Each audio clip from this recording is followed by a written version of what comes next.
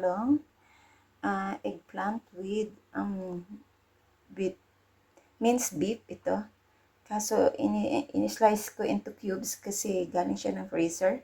So, igigisa lang natin siya sa bawang at sibuyas. And then, meron ako diyang kamatis at saka bell pepper na yung maliit lang mula sa garden. So, itong ating isang itlog. So, samahan niyo ako sa pagluluto. So, dito po ay lalagain natin tong napakalaking talong. So, halos hindi siya kasya sa aking kawali. Pero, lutuin pa rin natin siya. Pilitin natin siyang maluto sa ating kawali. At dito ay nagpainit ako ng kaunting mantika para dito natin igisa ang ating minced beef. So, sa ngayon, maglalagay tayo ng sabay ko na.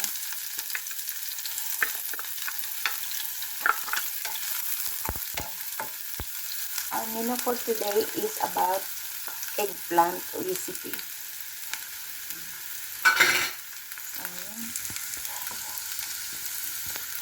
medyo maikasap yung init ng ating ano. So, ilagay ko na yung ating ng ating kamatis and bell pepper.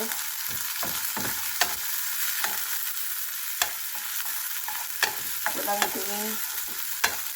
Okay na yan.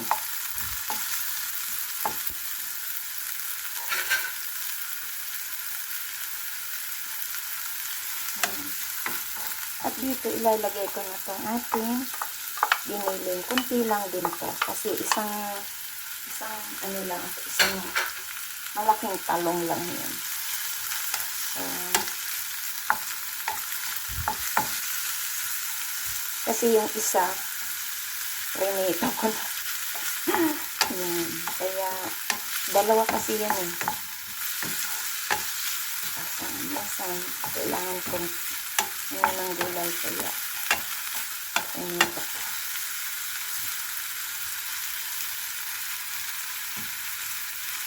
So, lagyan po natin ito ng kaunting black pepper.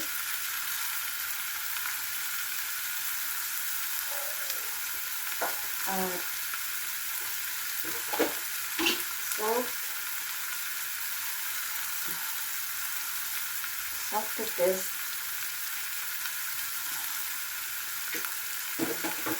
At kaunting magic sarap para sa ating seasoning. Kung maraming talong mga ilan, dapat marami din ang inyong lalagay. Isa lang kasi yan. Iluto lang natin yung beef para pag prito natin ay luto na siya.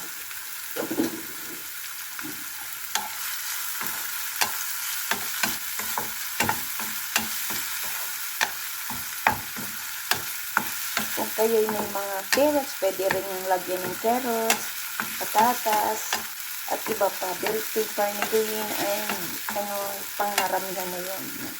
Ito, only for 1 or 2 person lang siya ang niluluto ko. Isa lang kasing talong ko, kaya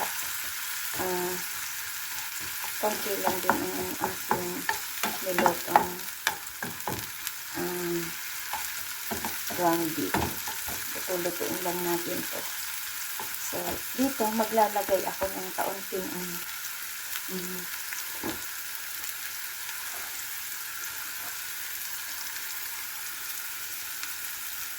na ketchup para magkaroon siya ng kulay. Masarap din yung lagyan ng ketchup. Medyo manamis-namis.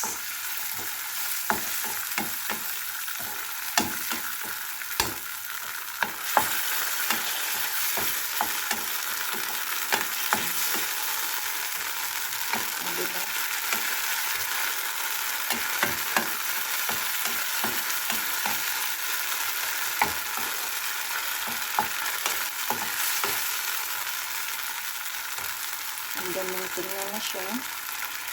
At ang beef naman, madali naman siya maluto. Kasi iluluto pa naman natin siya ulit. I-fry. Nice. Looks good, diba?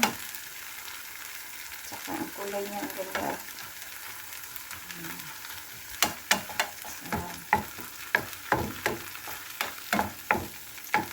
Tama ito sa isang talong. So, ito, pwede na ito. Ano ko na lang ito, i-off. Para kasi tama na siya. So, ayan na ang ating talong. Ihiwain ko siya dito sa gitna. So, ayan na. At lagyan ko siya ng konting asin. Konti lang.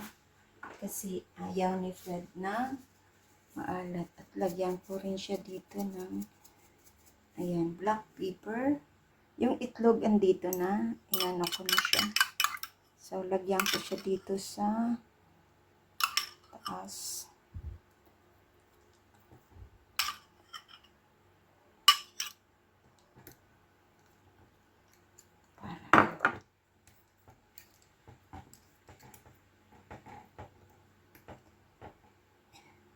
Ilagay ko ang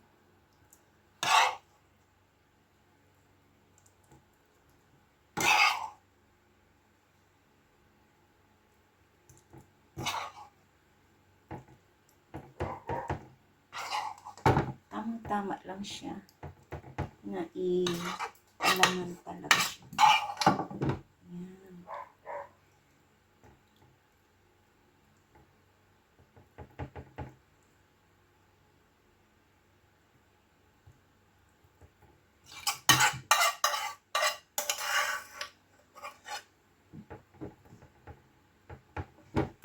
Eksakto lang talaga siya dito sa ating sa ating nilagang talong na isa. Balit ito, malaking talong talaga siya. Yan. At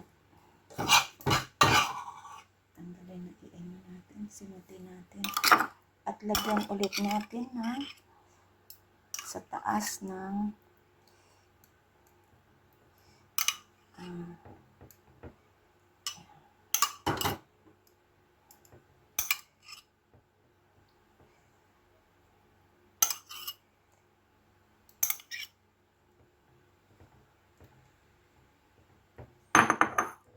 ayan siya.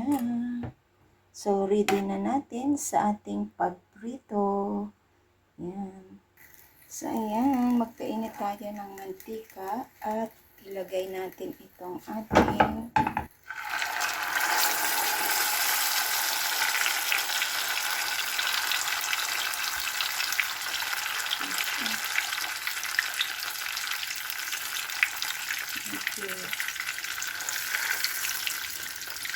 hinaan ko lang ang apoy para at least alalay siya.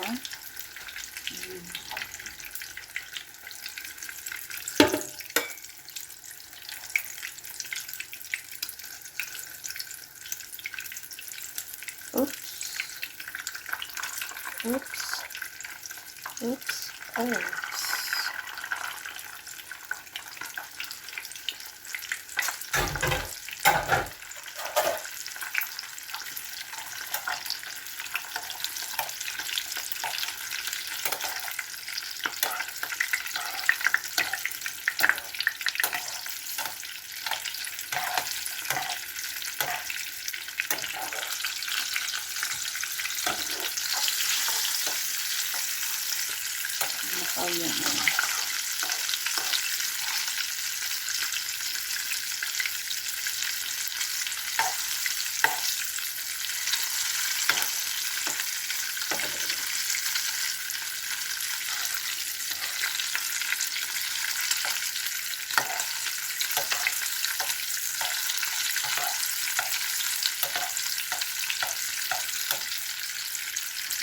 Tingnan natin siya ng ganyan. So, ayan na. Baliktad rin natin para maganda ang pagkabaliktad. Ano kaya?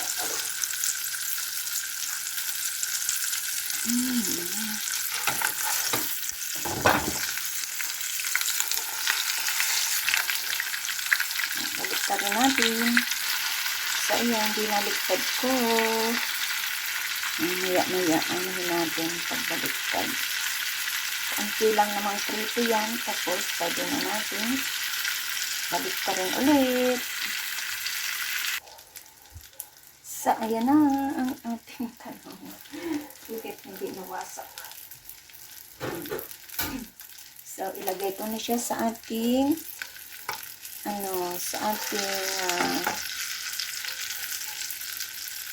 serving plate. Para makita nyo, ang ganda.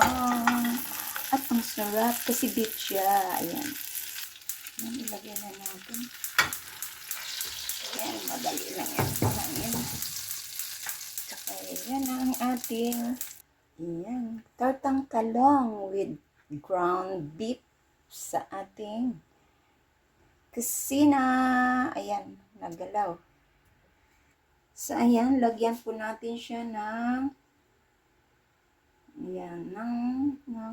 banana ketchup. Ito na lang pang design ko. Ayan, para madali. Ayan. O, diba? Ang sarap naman ng ating tortang talong with corned beef. Thank you so much sa inyong lahat yan. Ang sarap. This is Laurie's Kitchen. Thank you sa pag-attend nyo ng aking premiere. At sa hindi pa nakasubscribe ng aking channel, please do subscribe and hit the bell button upang lagi kayong updated sa aking mga lulutuin dito sa aking kusina. Bye and God bless. Kain na tayo.